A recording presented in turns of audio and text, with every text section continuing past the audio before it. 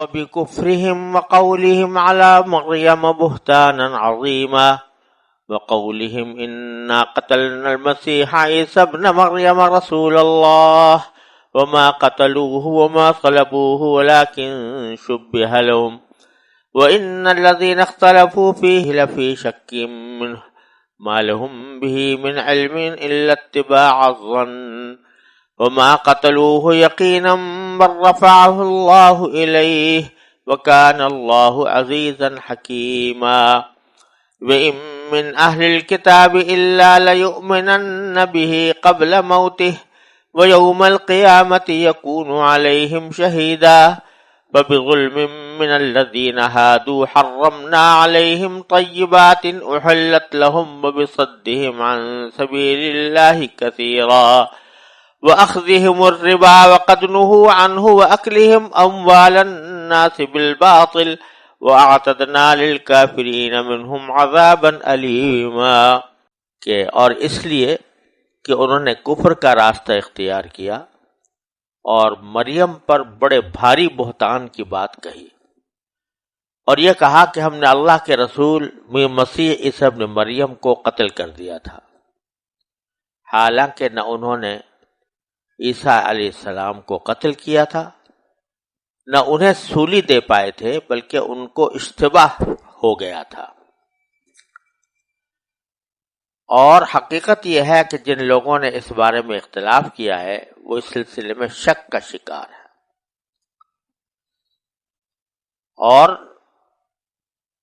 انہیں گمان کے پیچھے چلنے کے سوا اس بات کا کوئی علم حاصل نہیں ہے، اور یہ بالکل یقینی بات ہے کہ وہ عیسیٰ کو قتل نہیں کر پائے، بلکہ اللہ نے انہیں اپنے پاس اٹھا لیا تھا، اور اللہ بڑا صاحب اقتدار، بڑا حکمت والا ہے۔ اور اہل کتاب میں سے کوئی ایسا نہیں ہے جو اپنی موت سے پہلے ضرور بالضرور عیسیٰ پر ایمان نہ لائے، اور قیامت کے دن وہ ان لوگوں کے خلاف گواہ بنیں گے۔ غرض یہودیوں کی سنگین زیادتی کی وجہ سے ہم نے ان پر وہ پاکیزہ چیزیں حرام کر دیں جو پہلے ان کے لیے حلال کی گئی تھیں، اور اس لیے کہ وہ بکثرت لوگوں کو اللہ کے راستے سے روکتے تھے اور سود لیا کرتے تھے، حالانکہ انہیں اس سے منع کیا گیا تھا، اور لوگوں کے مال ناحق طریقے سے کھاتے تھے۔ اور ان میں سے جو لوگ کافر ہیں ان کے لیے ہم نے ایک دردناک عذاب تیار کر رکھا ہے۔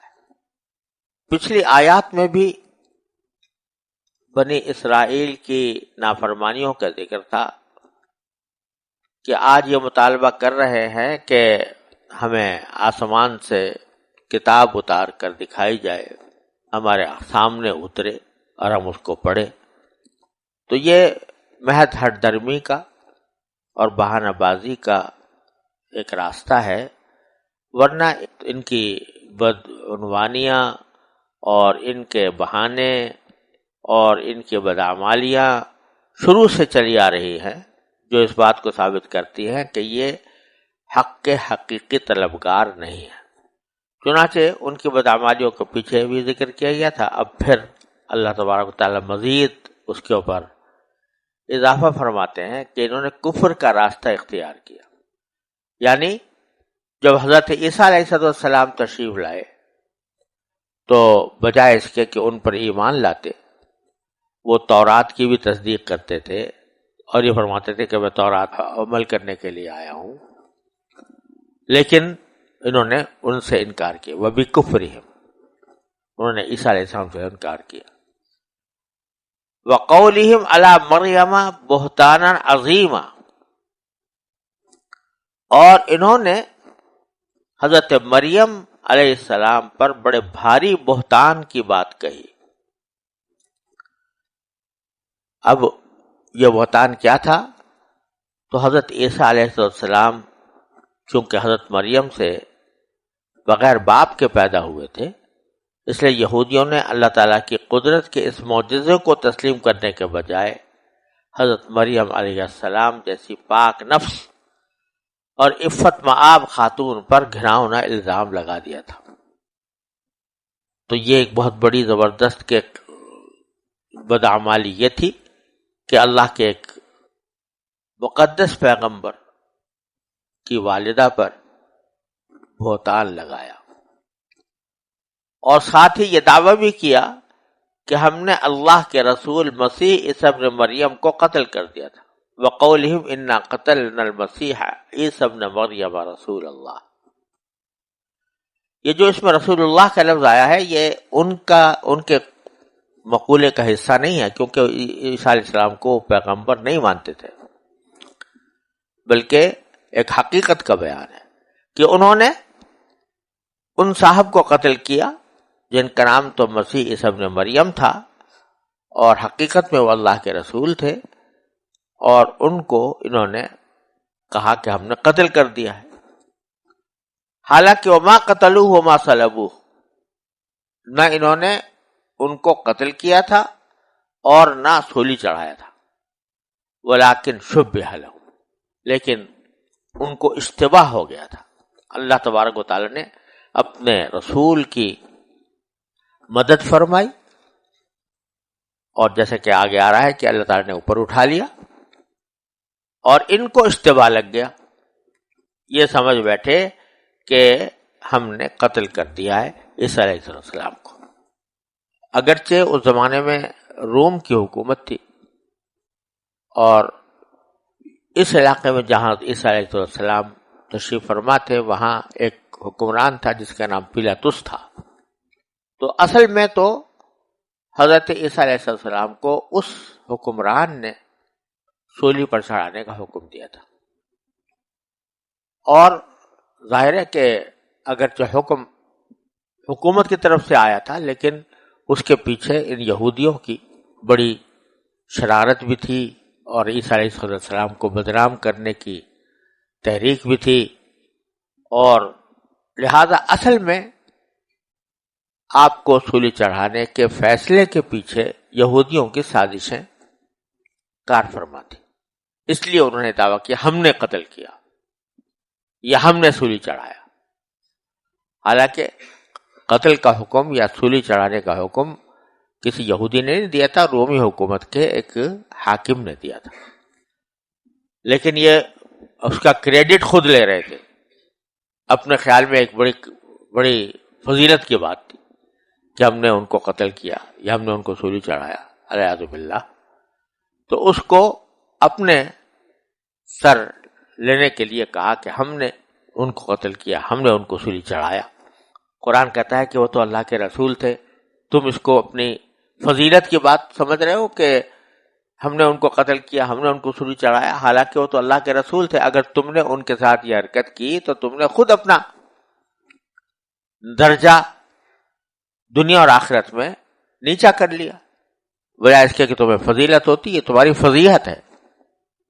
اس لیے رسول اللہ کے رضی اللہ تعالیٰ نے اپنی طرف سے اشارہ فرمایا. ساتھ ہی یہ بھی کہہ دیا کہ اول تو یہ کوئی فضیلت کی بات نہیں تھی، اور دوسرے یہ کہ حقیقت میں قتل کیا ہی نہیں تھا، نہ انہوں نے قتل کیا نہ انہوں نے سولی چڑھایا، بلکہ ان کو اشتباہ لگ گیا. اب اشتباہ کیا لگا، کس طرح لگا، اس کی کوئی قابل اعتماد روایت ہمارے پاس نہیں ہے جس کے اوپر پورا بھروسہ کیا جا سکے. مفسرین نے مختلف افراد سے اس کے مختلف واقعات بیان فرمائے ہیں جن کی پوری سند ہمارے پاس نہیں ہے. مثلا حضرت ضحاک سے منقول ہے کہ جب حضرت مسیح علیہ السلام کے قتل کا ارادہ کیا گیا تو حواری ایک جگہ جمع ہو گئے، مسیح علیہ السلام بھی ان کے پاس تشریف لے آئے. ابلیس نے یہود کے اس دستے کو جو عیسیٰ علیہ السلام کے قتل کے لیے تیار کھڑا تھا حضرت عیسیٰ علیہ السلام کا پتہ دے دیا، اور 4000 آدمیوں نے مکان کا محاصرہ کر لیا. عیسیٰ علیہ السلام نے اپنے حواریین سے فرمایا کہ تم میں سے کوئی شخص اس کے لیے آمادہ ہے کہ باہر نکلے اور اس کو قتل کر دیا جائے اور پھر وہ جنت میں میرے ساتھ ہو. ان میں سے ایک صاحب نے کہا کہ ہاں میں اس کے لیے تیار ہوں.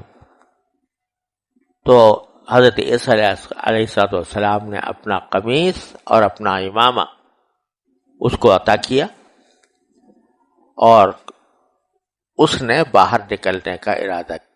اللہ تعالیٰ نے اس کی شکل بالکل حضرت عیسیٰ علیہ السلام جیسی بنا دی. جب وہ باہر نکلے تو ان کو لوگ پکڑ کے لے گئے اور سولی پر چڑھا دیا اور دوسری طرف حضرت عیسیٰ علیہ السلام کو اٹھا لیا گیا. یہ ایک روایت ہے، مگر جیسا میں نے عرض کیا کہ کوئی اس کی مضبوط سند نہیں ہے. بعض روایتوں میں آتا ہے کہ ایک شخص تطلانوس تھا، اس کو حضرت عیسیٰ علیہ السلام کے قتل کے لیے بھیجا گیا تھا. حضرت عیسیٰ علیہ السلام تو مکان میں نہ ملے، اللہ تعالیٰ نے ان کو اٹھا لیا تھا. لیکن جب یہ شخص گھر سے نکلا تو عیسیٰ علیہ السلام کا ہم شکل بنا دیا گیا.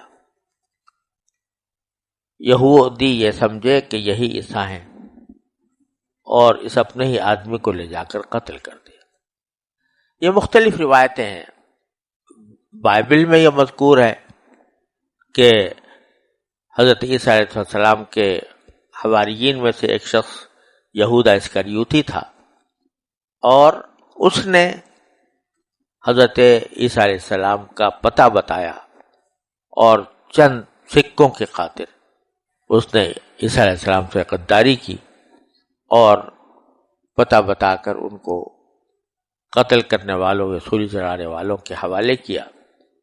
اب بعض روایتوں میں یہ بیان کیا گیا کہ وہی یہودا اسکریوتی جو پتہ چلانے کے لیے اندر گیا تھا، جب باہر آیا تو عیسیٰ علیہ السلام کو تو اللہ تعالیٰ نے آسمان پر اٹھا لیا اور یہودا اسکریوتی اس کی شکل تبدیل ہو کر عیسیٰ علیہ السلام جیسی ہو گئی اور پھر انہوں نے اسی کو سولی پر چڑھایا. بہرحال جیسا میں نے عرض کیا کہ روایتیں مختلف ہیں. کسی ایک روایت پر پورا بھروسہ اس لیے نہیں کیا جا سکتا کہ اس زمانے کے واقعات کی کوئی باقاعدہ سند کے ساتھ حفاظت نہیں. نبی کریم سرور دو عالم صلی اللہ علیہ وسلم کی احادیث اور آپ کی سیرت و سنت کو اللہ تعالیٰ نے محفوظ کرنے کے لیے اسناد حدیث کا ایک عظیم سلسلہ جاری فرمایا تھا. کیونکہ پچھلی شریعتیں باقی نہیں رہنی تھی، اس لیے نہ ان آسمانی کتابوں کے تحفظ کا کوئی وعدہ کیا گیا تھا، اور جب آسمانی کتابوں ہی کا تحفظ کا وعدہ نہیں ہے تو پھر یہ زبانی روایتیں جو ہیں ان کا تحفظ کا تو کوئی راستہ ہی نہیں. اس لیے ہم اس بارے میں کوئی یقین کے ساتھ نہیں کہہ سکتے کہ اشتباہ کس طرح لگا، لیکن اتنی بات قرآن کریم نے بتا دی کہ یہ عیسیٰ علیہ السلام کو قتل نہیں کر پائے تھے، نہ سولی دے پائے تھے، بلکہ اشتباہ لگ گیا تھا، شبہ ان کو لگ گیا تھا کہ یہ سمجھ گئے تھے کہ ہم نے ان کو قتل کر دیا یا ان کو سولی پر چڑھا دیا. لیکن کیا ہوا کہ آگے فرماتے ہو ان الذین اختلفوا فیہ لفی شک منہ، اور حقیقت یہ ہے کہ جن لوگوں نے اس بارے میں اختلاف کیا ہے وہ سلسلے میں شک کا شکار ہے. یعنی بظاہر تو وہ یقینی طور پر یہی سمجھتے ہیں کہ عیسیٰ علیہ السلام کو سولی دے دی گئی تھی، لیکن چونکہ ان کے پاس اس کی کوئی یقینی دلیل نہیں ہے، اس لیے ایسا ہے جیسے وہ در حقیقت شک میں. ما لہم من علم الا اتباع الظن، انہیں گمان کے پیچھے چلنے کے سوا اس بات کا کوئی علم حاصل نہیں ہے. وہ تو اس تردد میں اور شک میں اور گمان میں ہے. اللہ تعالیٰ فرماتے ہیں وما قتلوہ یقینا، ہم یقین کے ساتھ کہتے ہیں کہ ان کو قتل نہیں کیا.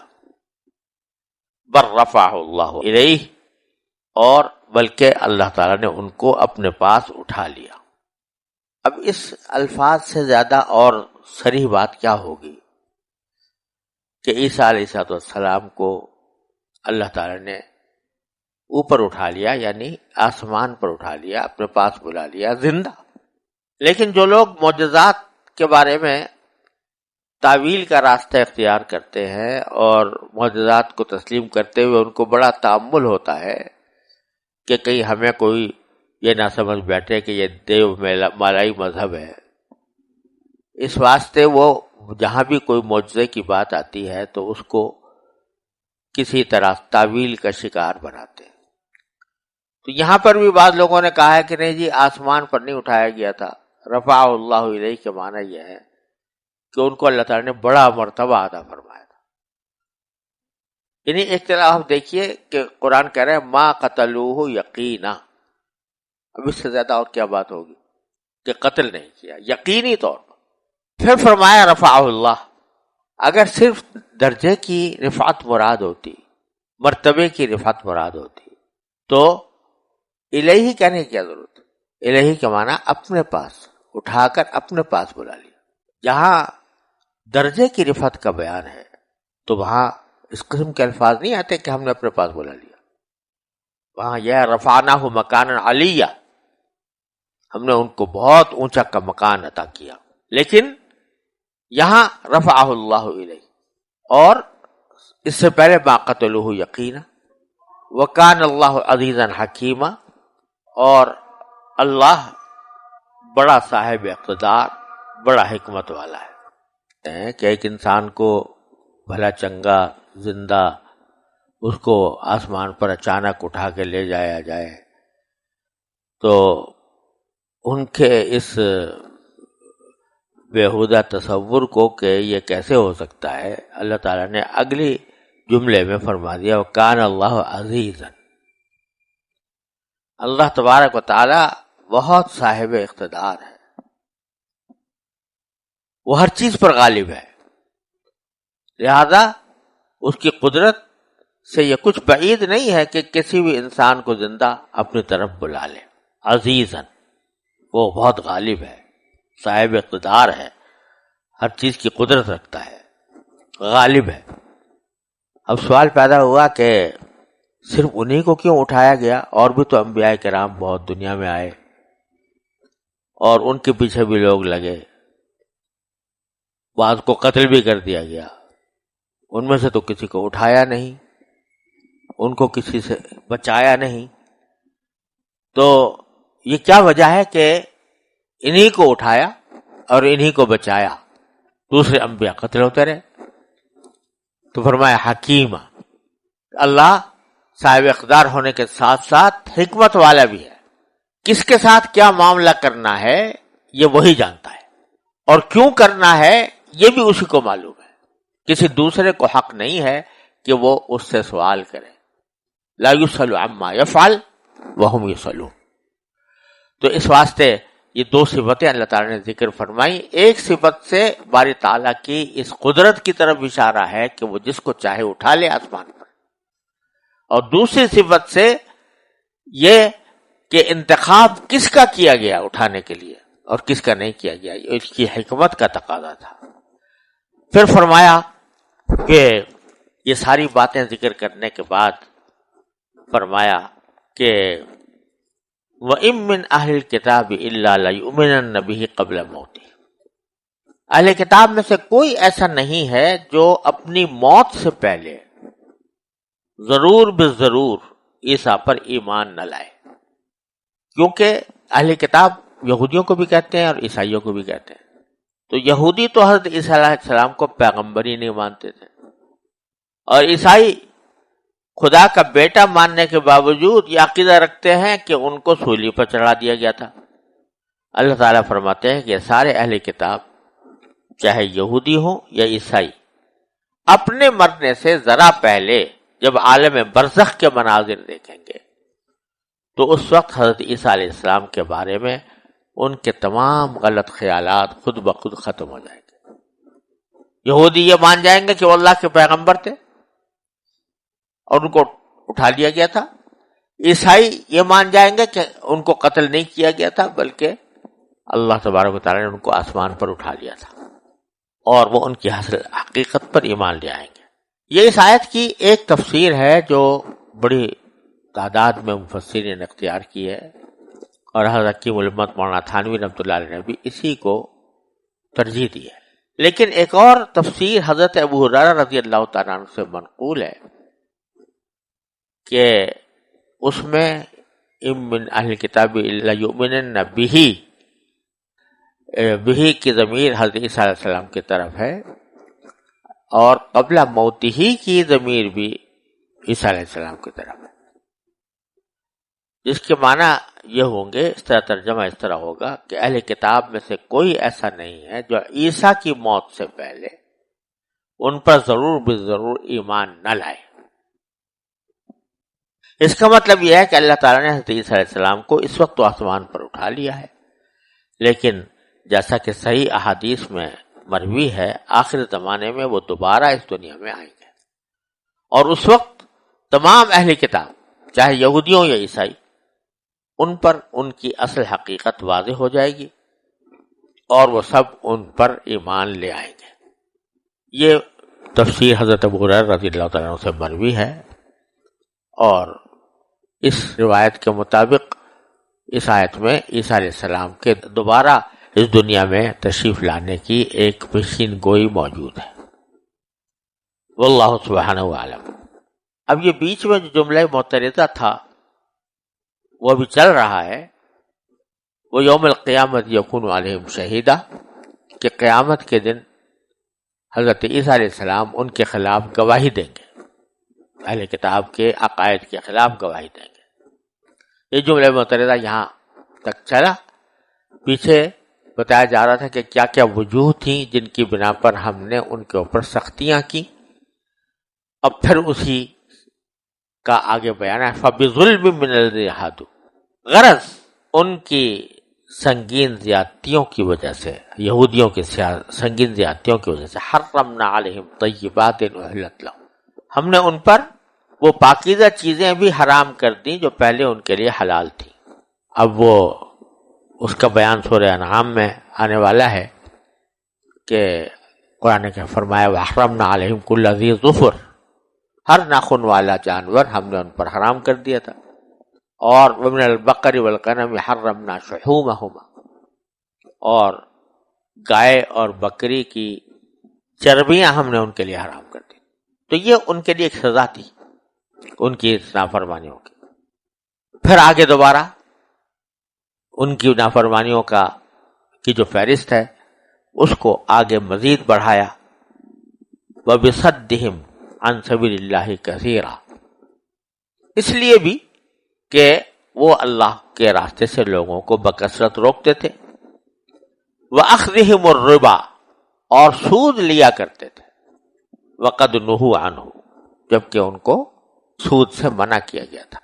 اب یہ سود کی حرمت کی کام اب بھی بائبل کے اندر موجود ہیں، اور عہد نامہ قدیم میں بھی موجود ہیں، جس کے اوپر یہودی ایمان رکھتے ہیں۔